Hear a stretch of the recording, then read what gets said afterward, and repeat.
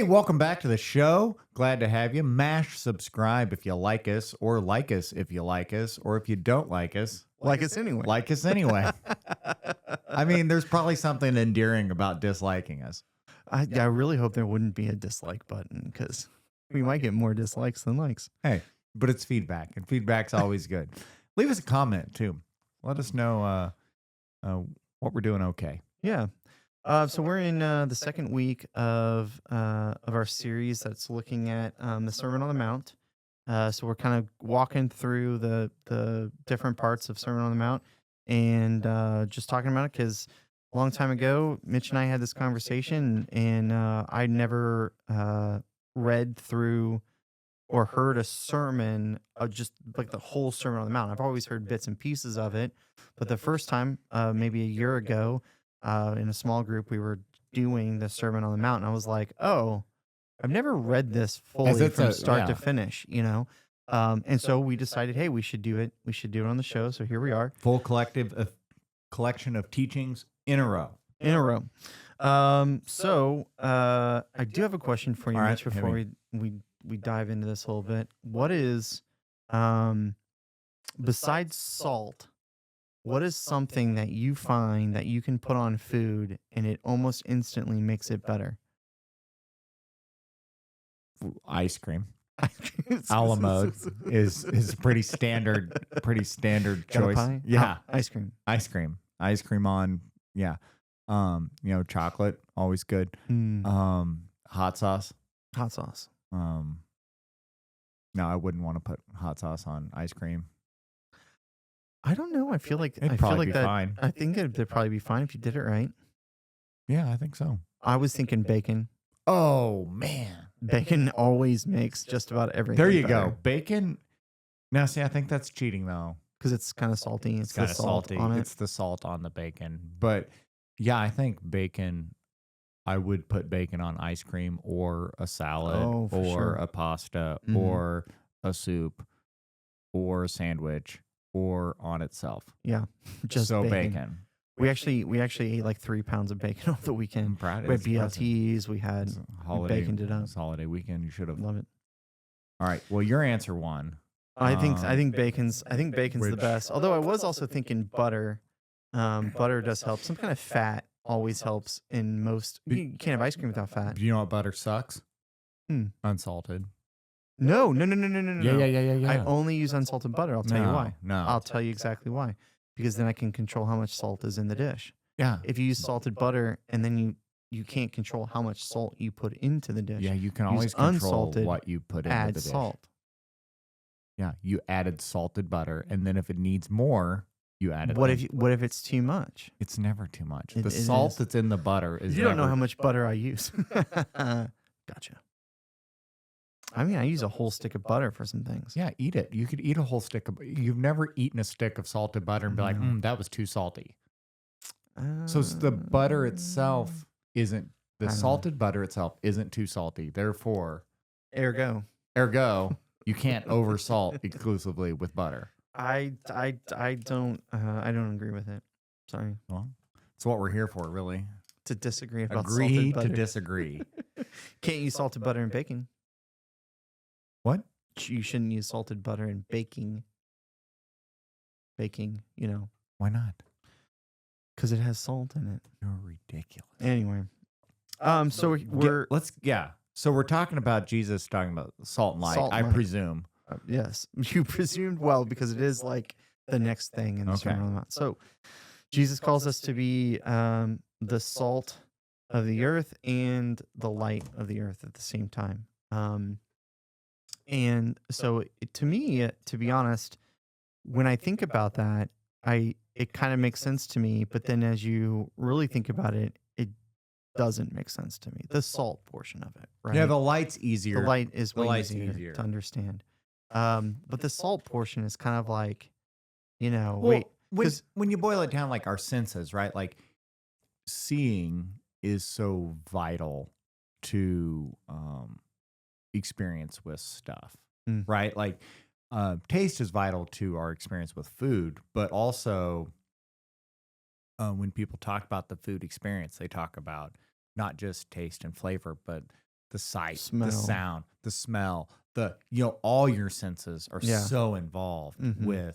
with flavor profiles, and the eating and the food experience. But when you talk about the difference between seeing in the dark and not seeing in the dark, Right. right? Like Yeah.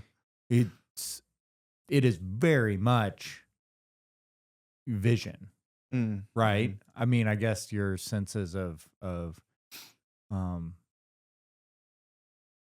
sights, smells, or sounds, smell, like touch, feel could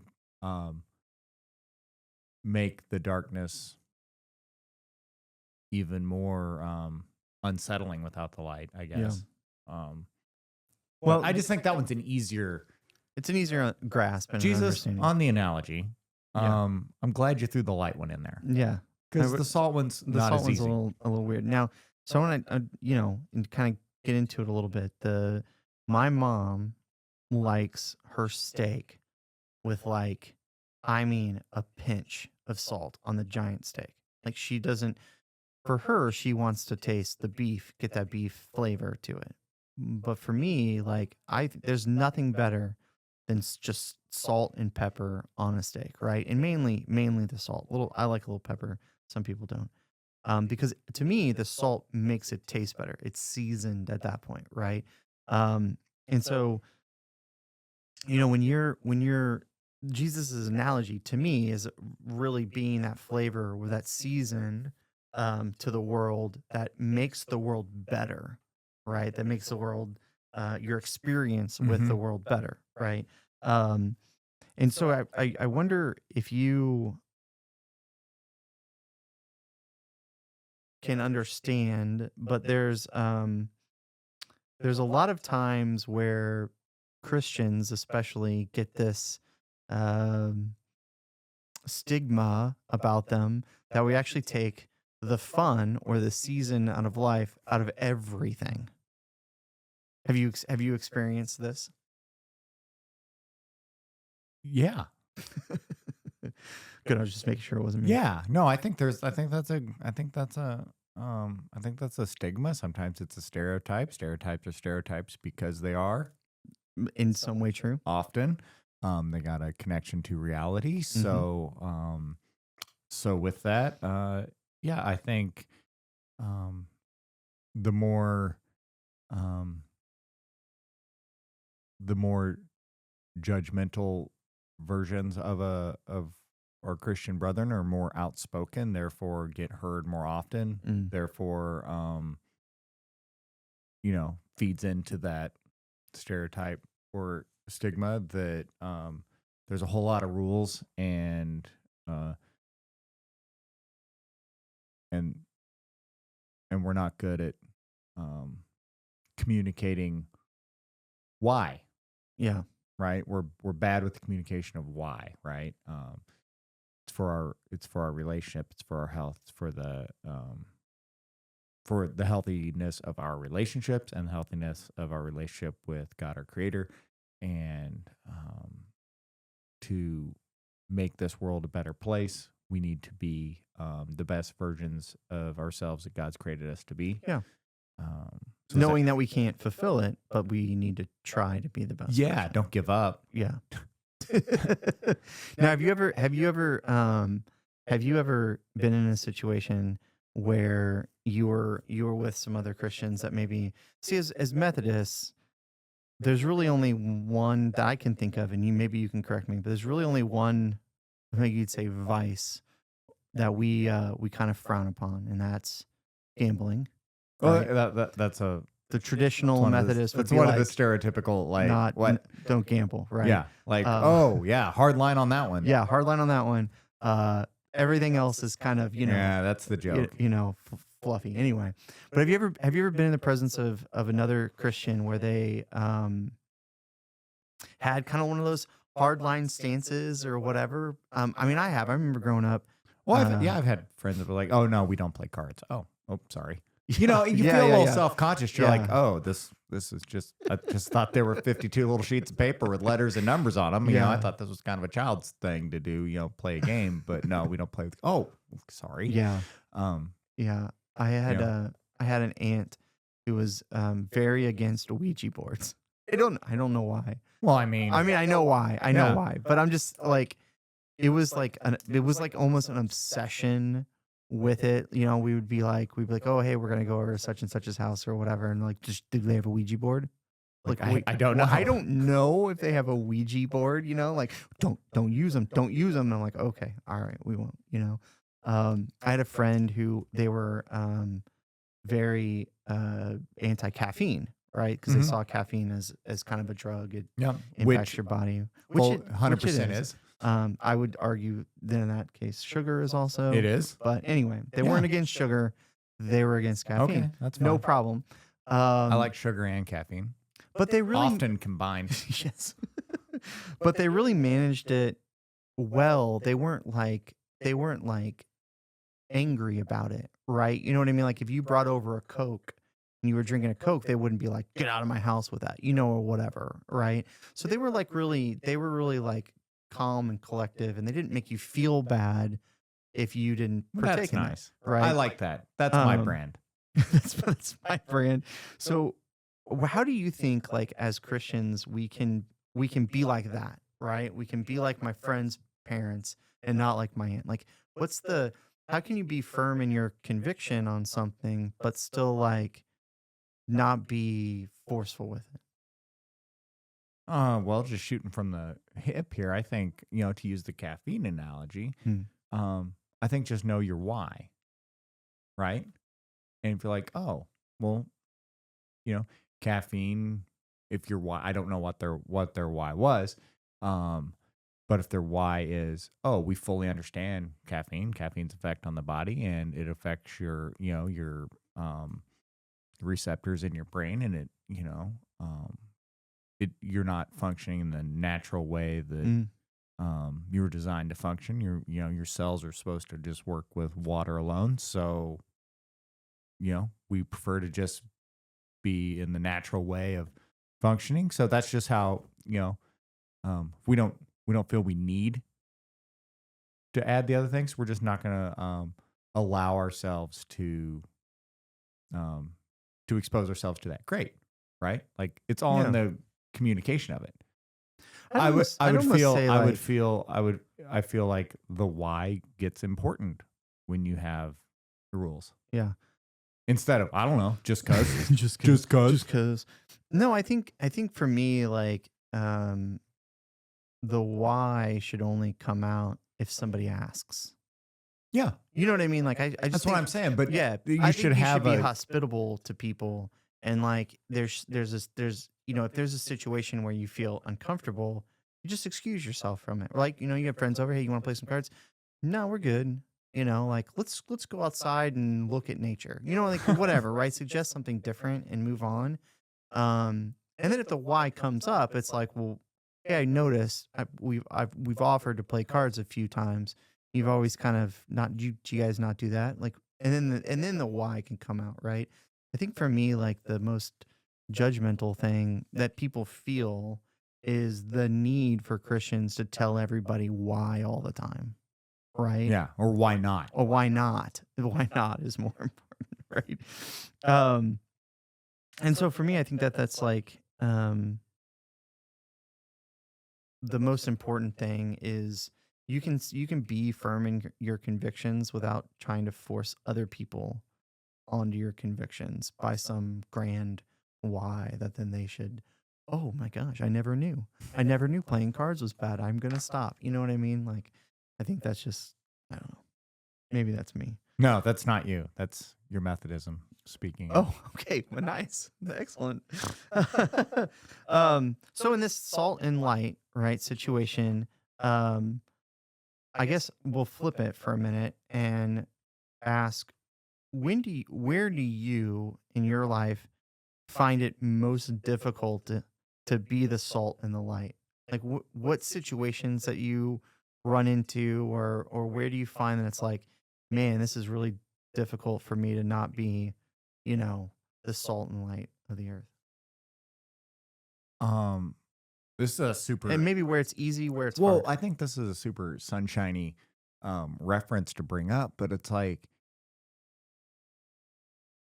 we have it so good where we are, right? Like, Mm, um,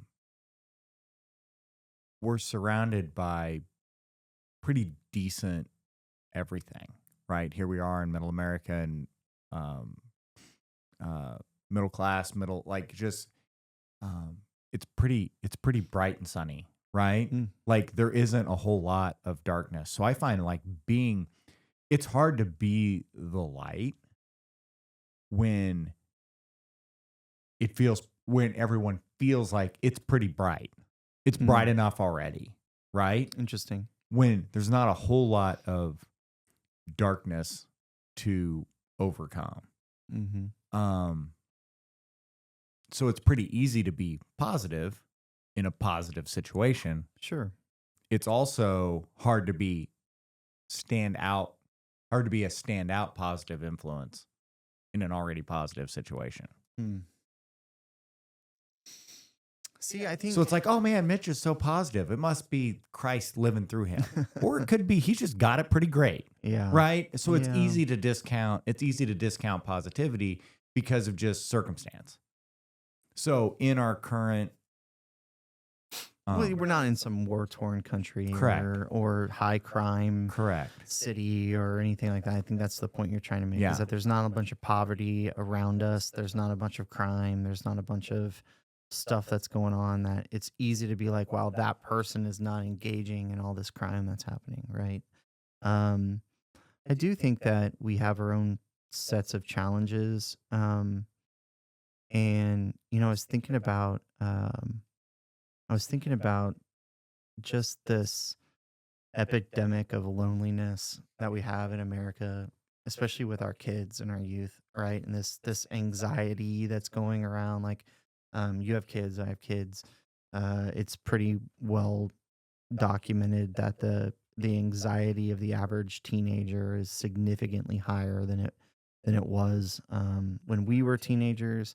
Um, and I think at first it's easy to dismiss that and be like, well, I had to walk to school. You can walk to school, right? Or like, I got bullied in school. You can get bullied in school. Um, but I also think that the level of anxiety, the level of bullying, it's different, right? It's not really the same. 100%. It's a completely different world. Yeah. As every iteration of technology goes through in the world, like I think the world that the youth exist in gets remade um, much quicker than it did in subsequent generations. Mm-hmm. I think there's, I think that's it's turning over to a completely new experience way more often than it was. I'd say Yeah. our childhood compared to our parents' childhood was much more similar in experiences than maybe even like um, kids who graduated 7-8 years apart now Sure. versus 20 years apart. Sure. Oh yeah. Just because of how rapidly technology has created new opportunities for connection and disconnection. Yeah, and I think what and maybe maybe we could say this about ourselves too, but I think that there is no with the 24-hour news cycle and the ability to access information about what's going on in the world at any point in time and getting instant notification when things happen. Like even when we were kids, you had to wait for the nightly news, Yeah. right? And I joke about this with my family, but when we were kids, back in my day, when they had breaking news, it was like real something major happened, right? And I joke nowadays that you've got this 24-hour news channel, take your pick, Doesn't matter. Doesn't matter. They're always like breaking news, and it's not actually news. It's But not it did actually it did breaking just happen. news, right? But it did just happen. Like I remember the O.J. Simpson Bronco and police chase. That was like breaking news. That was like this huge event, right? Like little things like that. And so I think like this constant like being hit with, and it's never like breaking news. A Boy Scout helped this elderly lady across the street. No, that's what they end the news with. You See know. this puppy? Yeah.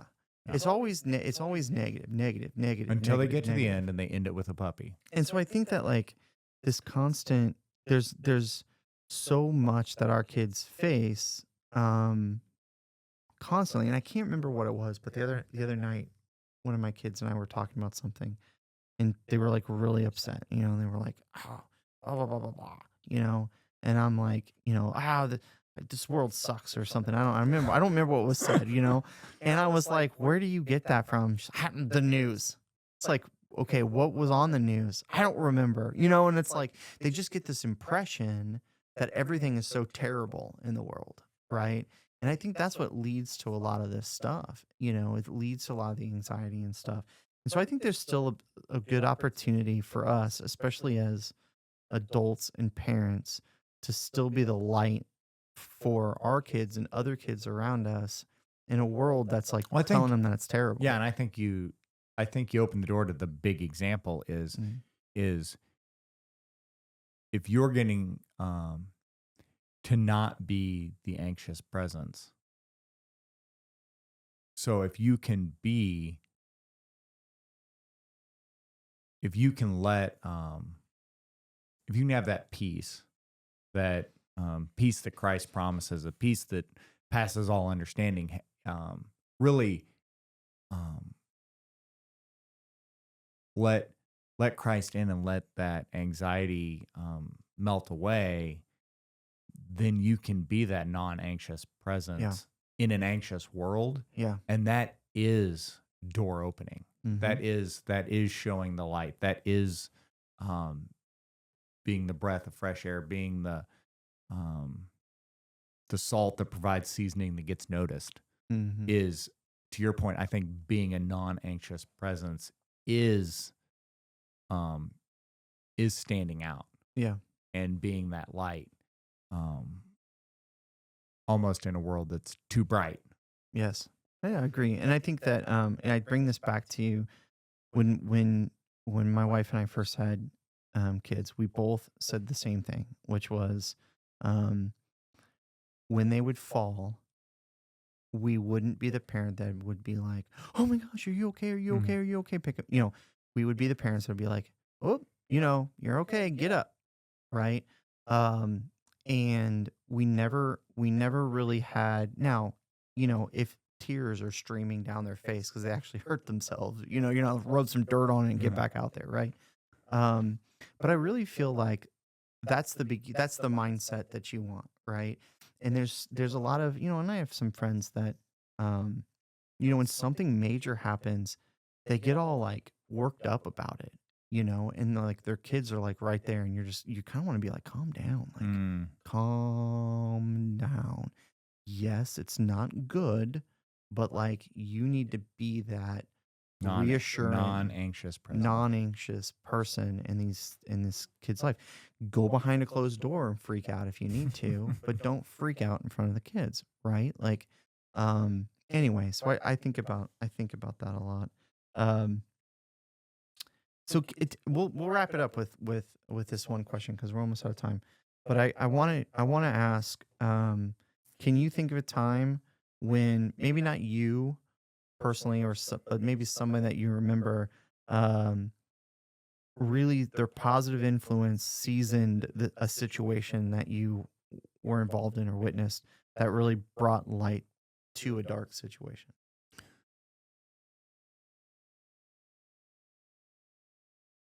Um,